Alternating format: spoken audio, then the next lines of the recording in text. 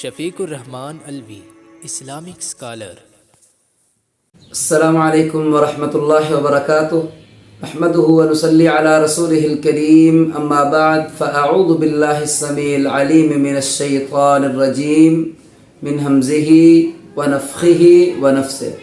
قال اللہ تعالی وَإِلَىٰ رَبِّكَ فَارْغَب۔ اللہ تعالیٰ فرماتے ہیں کہ اپنے رب کی طرف رغبت کیجئے، اپنے رب کی طرف راغب ہوں۔ تو اللہ کی طرف رغبت کا مطلب کیا ہے؟ اللہ کے ساتھ اپنا تعلق بنانا، اللہ کی عبادت کرنا، اس کے لیے وقت نکالنا، یہ ہے اللہ کی طرف رغبت۔ اس کا ذکر کرنا کثرت کے ساتھ، یہ ہے اس کی طرف رغبت۔ تو اب جو شخص اللہ کی طرف رغبت نہیں رکھتا تو اس کا نقصان اس کو خود ہے، اللہ کو کوئی نقصان نہیں۔ اور اگر کوئی شخص اللہ کی طرف رغبت رکھتا ہے، اس کی عبادت کرتا ہے، اس کے لیے وقت نکالتا ہے اور اس کے ساتھ تعلق بناتا ہے تو اس کا فائدہ بھی اسی کو ہے۔ اللہ تعالیٰ کو انسان کی اپنی طرف رغبت رکھنے یا نہ رکھنے کا کوئی فائدہ اور نقصان نہیں ہے۔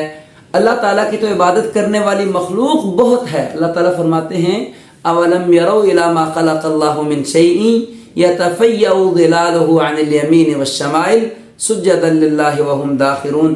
اللہ تعالیٰ کی جتنی بھی مخلوق ہے وہ بھی اور ان کے سائے بھی عاجزی کے ساتھ اللہ کو سجدہ کرتے ہیں۔ اور رسول اللہ صلی اللہ علیہ وسلم نے ارشاد فرمایا، حدیث قدسی ہے، اللہ تعالیٰ خود فرماتے ہیں کہ میرے بندو، اگر تمہارا شروع سے لے کر آخر تک ہر بندہ اور تمام جن اور انسان وہ ایک ایسے شخص کی طرح بن جائیں جو بڑا متقی، بڑا پرہیزگار، بڑا نیک ہے، تو میری بادشاہت میں کوئی اضافہ نہیں ہوگا۔ اور اگر تمہارا ہر بندہ، ہر مرد و عورت اور تمہارے سارے کے سارے انسان اور جن وہ ایسے بندے کی طرح ہو جائیں جو بڑا نافرمان، بڑا باغی، بڑا گناہگار ہے، ایسے ہو جائیں تو میری بادشاہت میں کوئی کمی نہیں آئے گی۔ اللہ تعالیٰ کو کوئی فائدہ نہیں ہے عبادت کا، اور نہ ہی عبادت نہ کرنے کا اس کو کوئی نقصان ہے۔ اس کی عبادت کرنے والی تو مخلوقات بڑی ہیں۔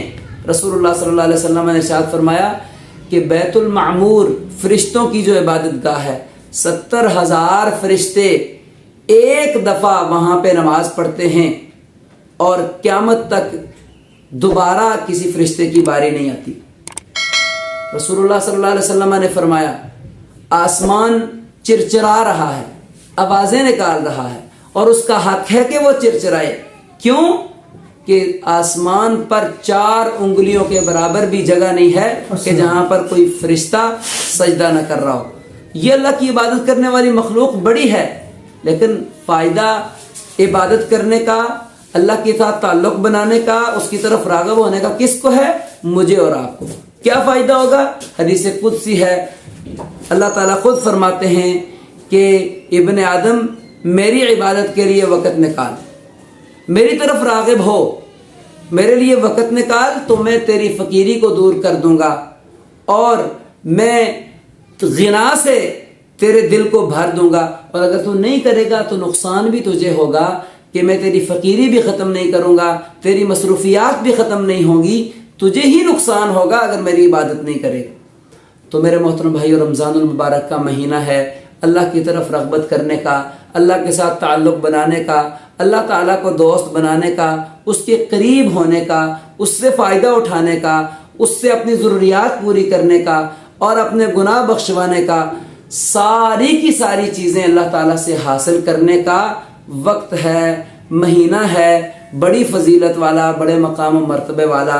تو لہذا ہمیں اللہ کی طرف راغب ہونا چاہیے، جس کا اللہ نے حکم دیا وَإِلَىٰ رَبِّكَ فَارْغَب۔ اپنے رب کی طرف رغبت کیجئے، اپنے رب کی طرف راغب ہوں۔ اللہ تعالیٰ سے دعا ہے کہ اللہ تعالیٰ ہمیں صحیح معنوں میں قرآن و سنت کو سمجھ کر اس پر عمل کرنے کی توفیق دے، رمضان المبارک کو ایسے گزارنے کی توفیق دے کہ جس طرح اس کو گزارنے کا حق ہے، اس سے ایسے فائدہ اٹھانے کی توفیق دے جیسے اس سے فائدہ اٹھانے کا حق ہے۔ اللہ تعالیٰ سے دعا ہے کہ اللہ تعالیٰ ہمیں اس کے تقاضوں کو پورا کرنے کی توفیق دے۔ السلام علیکم ورحمۃ اللہ وبرکاتہ۔